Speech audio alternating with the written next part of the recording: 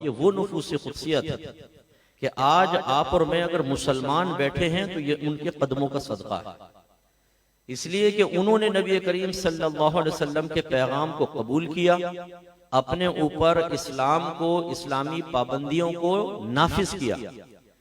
या अय्युहल्लज़ीना आमनू उदखुलू फिस्सिल्मि काफ़ा, ऐ ईमान वालो ईमान में, इस्लाम में पूरे पूरे दाखिल हो जाओ।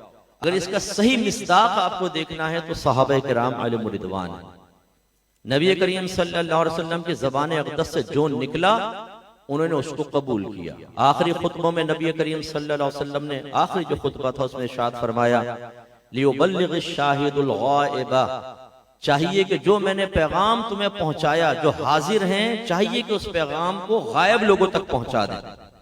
सहाबा किराम अलैहिम रिदवान ने ना सिर्फ इस्लाम को अपने ऊपर नाफिज किया अमली तौर पर, बल्कि इस पैगाम पर अमल करके पूरी दुनिया में फैल गए और इस्लाम को फैलाते रहे, हत्ता कि आप और मैं मुसलमान हुए। मैं आपसे एक क्वेश्चन करता हूं, ये बताइए कि वो नुफूस खुदसिया जिन्होंने नबी करीम सल्लल्लाहु अलैहि वसल्लम से इल्मी अमानत को हासिल किया और आगे मुंतकिल करते रहे, वो बददियानत हो सकते हैं, वो खाइन हो सकते हैं, वो गलत हो सकते हैं, उनका किरदार मनफी हो सकता है, वो नेगेटिव थिंकिंग के मालिक हो सकते हैं? कभी भी नहीं। अगर मादल्ला सुम्मा मादल्ला कोई सहाबा किराम पर इस किस्म की तान करे तो उससे क्वेश्चन होगा कि ये बताइए कि जो आज दीन आपके पास पहुंचा है, कैसे आप गारंटी दे सकते हैं कि ये वही दीन है जो नबी करीम सल्लल्लाहु अलैहि वसल्लम लेकर आए थे? क्योंकि जो बीच में ऐसे खाइन लोग अगर खुदा ना खास्ता आ जाएं तो फिर दीन का तो अल्लाह ही हाफिज है ना, फिर वो पैगाम हम तक तो नहीं पहुंच सकता था। उसमें तो खाइन लोगों ने मादल्ला अपनी तरफ से हजार हाथ तब्दीलियां कर ली होंगी, लेकिन ऐसा नहीं हुआ। अगर कुरान आप तक पहुंचा है तो उन सहाबा के सदक़े में पहुंचा है, वरना रहमत कौनैन सल्लल्लाहु अलैहि वसल्लम ने कुरान अजीम को किताबी हालत में अपनी जिंदगी में जमा करने का हुक्म इरशाद नहीं फरमाया था। ये दौरे सिद्दीक अकबर रज़ी अल्लाह ताला अन्हो के अंदर ऐसा हुआ। मुसैलमा कज़्ज़ाब से जब जिहाद हुआ, जिसने झूठा नबुवत का दावा किया, तो उसमें बहुत सारे हुफ़ाज़ सहाबा शहीद हुए। उमर फारूक रज़ी अल्लाह ताला अन्हो सिद्दीक अकबर रज़ी अल्लाह ताला अन्हो के पास हाजिर हुए और अर्ज की कि अगर इसी तरह तेजी से हुफ़ाज़ सहाबा शहीद होते रहे तो कुरान अजीम की हिफाजत का मामला खतरे में पड़ जाएगा। लिहाजा आप कुरान को किताबी शक्ल में जमा करें, एक जगह यकजा करें।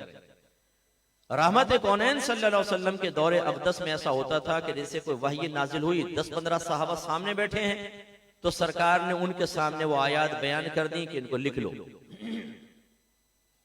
कोई खाल पर लिखता था, कोई दरख्त की छाल पर लिखता था, कोई ऊंट की हड्डी पे लिखता था, कोई पत्थर पे लिख लेता था, और किसी के पास 2 आयात महफूज, किसी के पास 3 आयात, किसी के पास 4 आयात।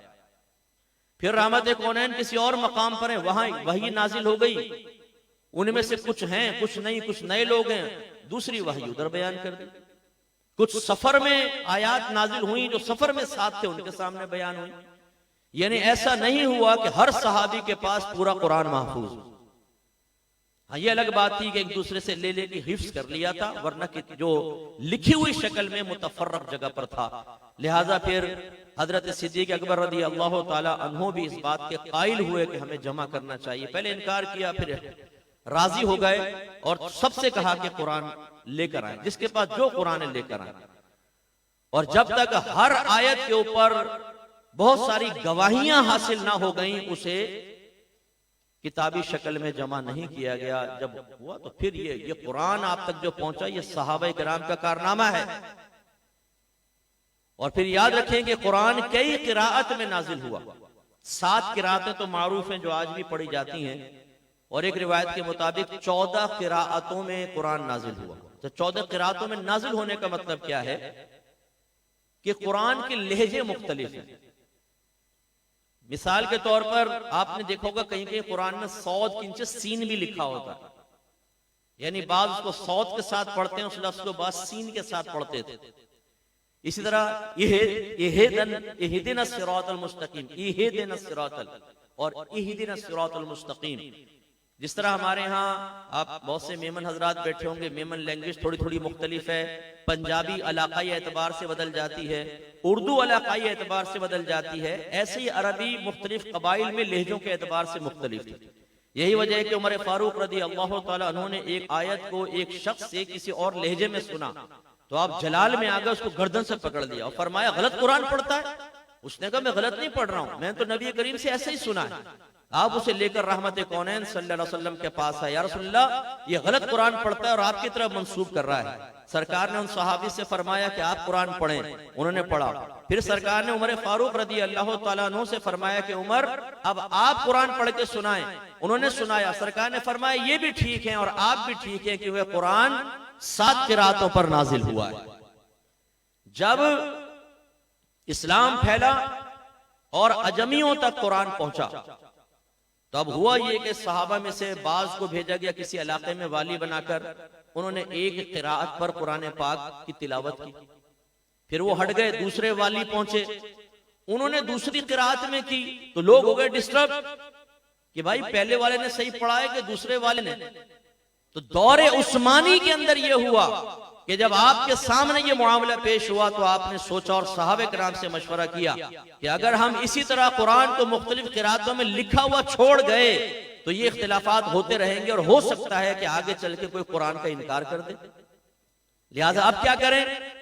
तो आपने सबसे पूछा ये बताओ कुरान किस लुगत में नाजिल हुआ? बताया कि लुगत कुरैश में नाजिल हुआ।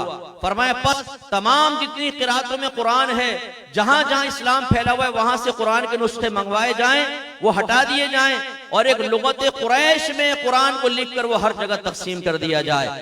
आज जो आपके पास कुरान पूरी दुनिया में एक ही तरह का नजर आता है जो लुगत कुरैश पर मुश्तमा है, यह हजरत उस्मान गनी रदी अल्लाह ताला अन्हु का कारनामा है।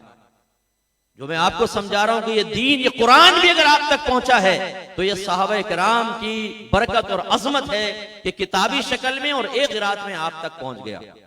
फिर हदीसें हैं